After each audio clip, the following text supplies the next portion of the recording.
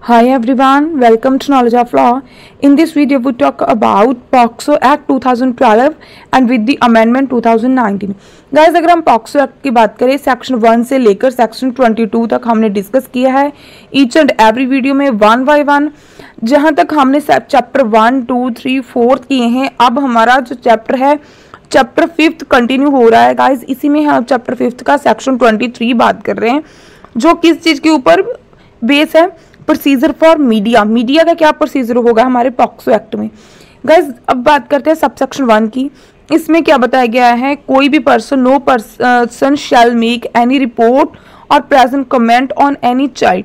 कोई भी पर्सन ऐसा कोई भी रिपोर्ट नहीं बनाएगा, ऐसा कोई कमेंट नहीं करेगा चाइल्ड के ऊपर, चाहे वो किसी भी फॉर्म में हो, चाहे मीडिया की फॉर्म में हो, स्टूडियो हो, फोटोग्राफ की फॉर्म में हो, जब तक उस पर्सन के पास कोई भी कंप्लीट या फिर ऑथेंटिक इंफॉर्मेशन नहीं है।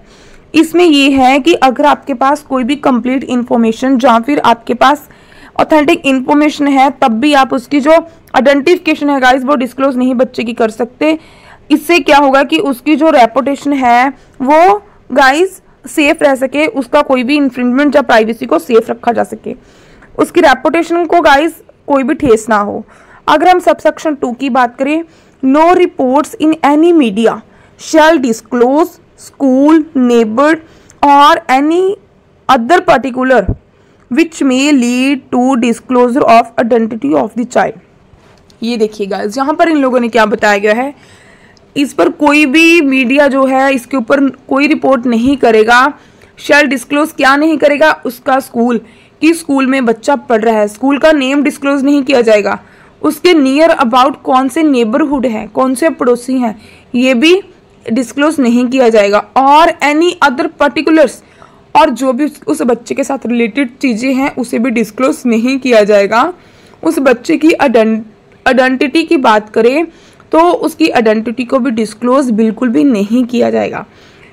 यहाँ प्रोवाइड किया गया है, provided that for reason to be recorded in writing the special court competent to try the such case under the act may permit such disclosure if in its opinion such disclosure is in the interest of the child।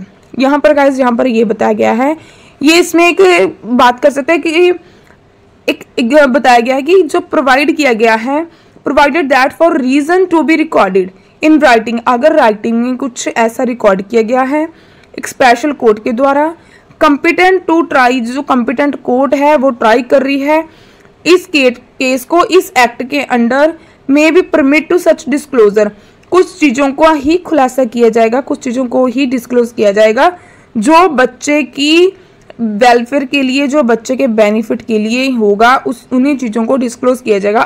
Otherwise बच्चे की identity को disclose नहीं किया जाएगा। यही चीज़ बार बार इसमें बताई गई है। गाइस, अब बात करते हैं सबसेक्शन 3 की।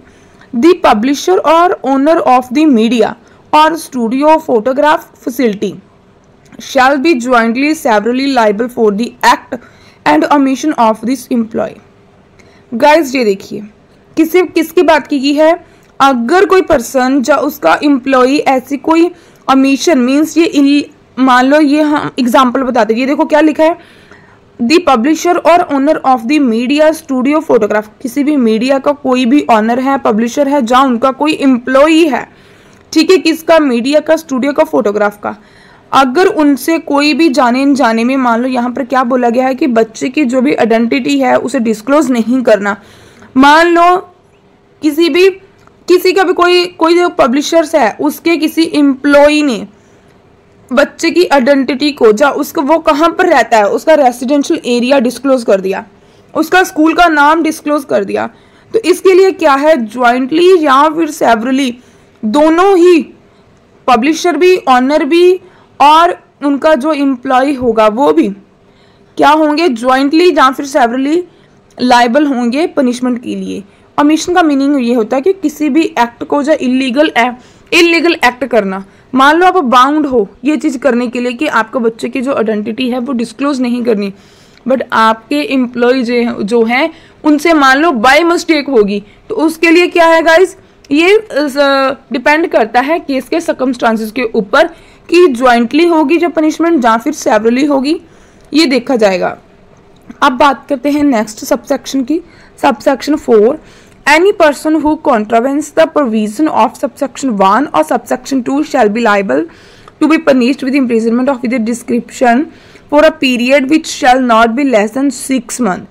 अगर कोई पर्सन सबसेक्शन 1 एंड 2 का कॉन्ट्रावेंशन करता है, उसे फॉलो नहीं करता, तो उससे गाइस 6 मंथ की पनिशमेंट होगी, जो कि एक्सटेंड की जाएगी 1 ईयर तक।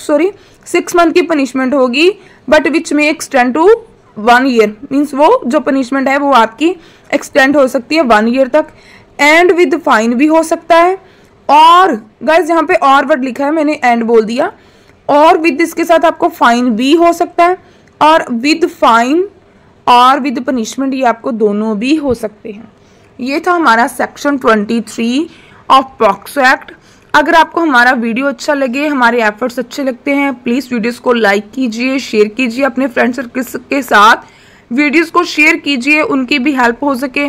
गाइज अगर ये हमारे छोटे छोटे एफर्ट्स हैं कि हम आपकी कुछ हेल्प कर पाएँ, तो गाइज अगर आपको हमारी वीडियोस अच्छी लगती हैं, प्लीज़ इन्हें लाइक कीजिए, शेयर कीजिए, चैनल को सब्सक्राइब कीजिए।